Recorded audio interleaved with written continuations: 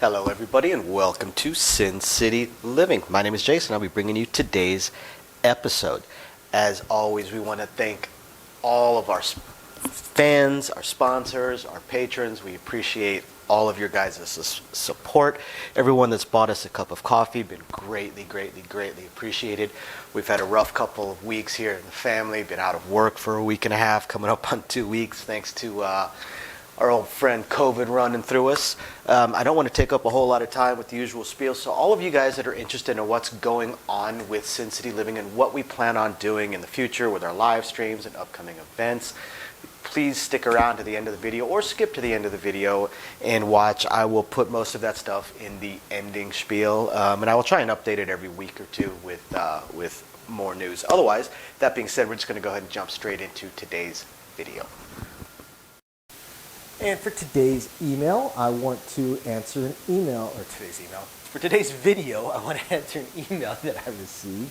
This email comes from Jason, and he is asking about just some different strategies. Typically, he says he plays place bets, a little bit of iron cross here and there, although tries not to live with the iron cross strategy, which is good because as we've shown, the iron cross strategy by itself is actually extraordinarily weak.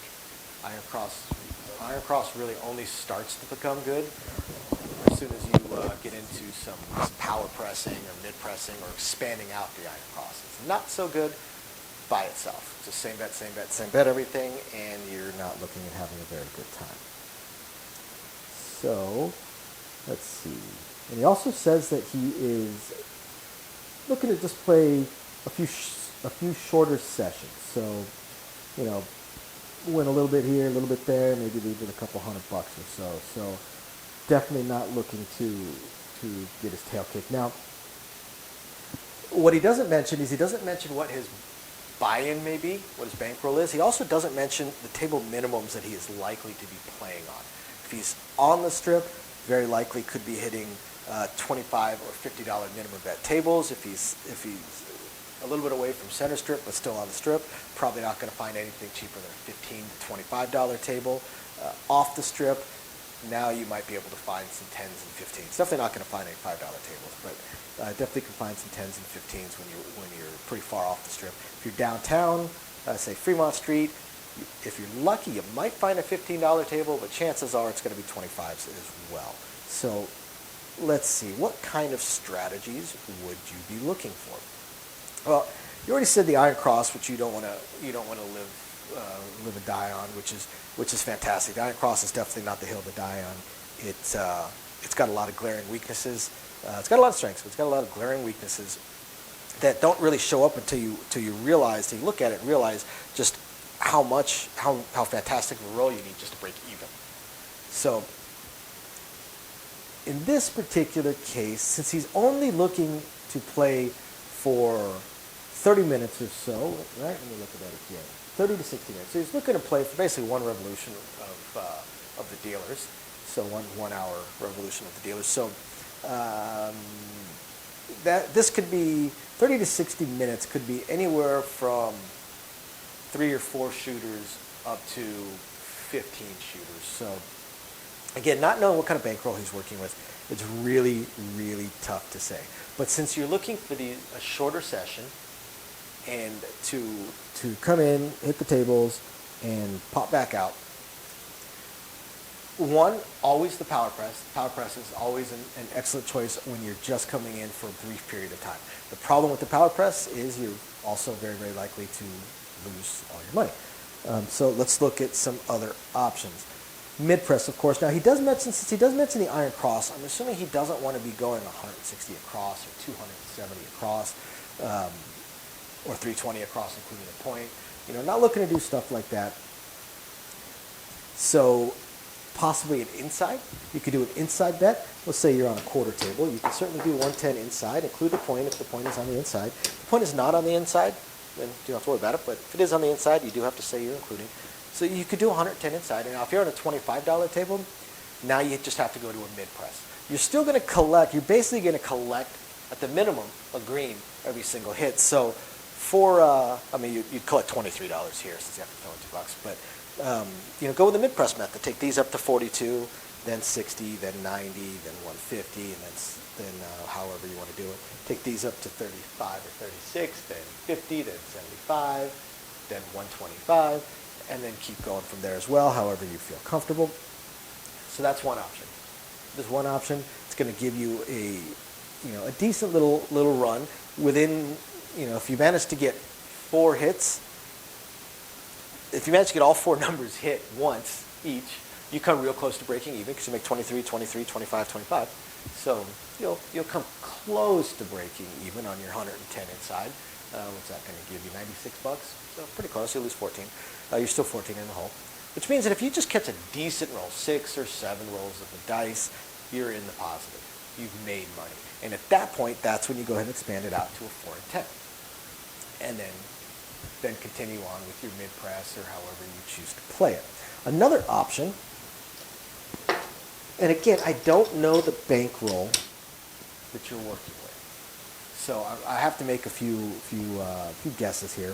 So another option, if your bankroll is big enough, then absolutely what you do is you go ahead and do a 320 across, including the point. Only this time, make it a regression strategy. Anything hits, I won't worry about the 4 and 10. Those would pay you $98. We'll go with these because they pay you the same, and they also pay you the lowest. Okay. So anything hits, you get paid $70. You say go ahead and take me down to 160 across including. Right, so you start out with 320 across. And you've got 230 sitting right there. So you made back a little bit of money.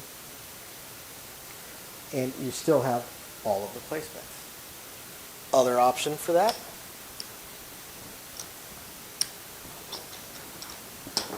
is take it to 2 hits and then regress.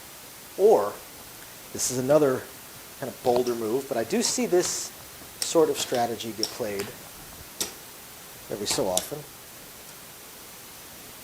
Just regress individual numbers. Say the 6 hits. Regress it down to 30. Got $100 sitting right there. You started out with 320 across, right? Now you regress it to 30. Now let's say the 9 hits. Okay, so we'll give them 5 for 75. Regress that down. And now you're sitting on $195 back up in your bankroll. And at this point, you could take your bets down to your 160 across including, and you're pretty close to breaking even at this point. You've made $140 in profit. You're only $20 invested into the roll. So that is also an option. When you're looking at these shorter rolls, when you're looking at, not shorter rolls, you're looking at shorter times to play, regression strategies start to become a lot more viable. Not a huge fan of the regression strategies myself because it puts you behind when it turns out you're on an exceptional roll. But it does have a place. It does have a place, and when you're looking to just play for 30 to 60 minutes, there's absolutely nothing wrong with the regression strategy, especially since you're just trying to make a little bit of money and not trying to break the bank. So thank you very much, Jason, for the email. I hope this answers your questions, and thank you everybody else for watching. We will catch you guys next time. Bye now. Okay, everybody, and as promised, all the usual blah blah that I try and do at the beginning of the video, we're going to go ahead and put near the end of the video. And here we go. So thank you, everybody, for your usual patronage. All of you that are patrons of ours, we very, very much appreciate it. Thank you, everybody who's been buying us a cup of coffee. Love to say that it's going to coffee right now, but this month with the entire family out for COVID, it's honestly going to Bill's and probably the kid's birthday in a week. But we definitely appreciate it. We're going to continue working on these live streams. I know you guys have seen some of them popping up. Just got to figure out the look of it, and some of the audio is still giving me issues. But hopefully we'll be getting those live streams and the craps tournaments going as soon as possible. Really just going to depend on scheduling. My schedule changed, Amy's schedule changed, kids' school schedule is fun. So once we figure out exactly how all those schedules are going to work, we'll let everybody know. And otherwise, please continue emailing us with anything you would like to see videoed. And again, thank you everybody for tuning in. We appreciate every single one of you guys. We'll catch you next time. Bye now.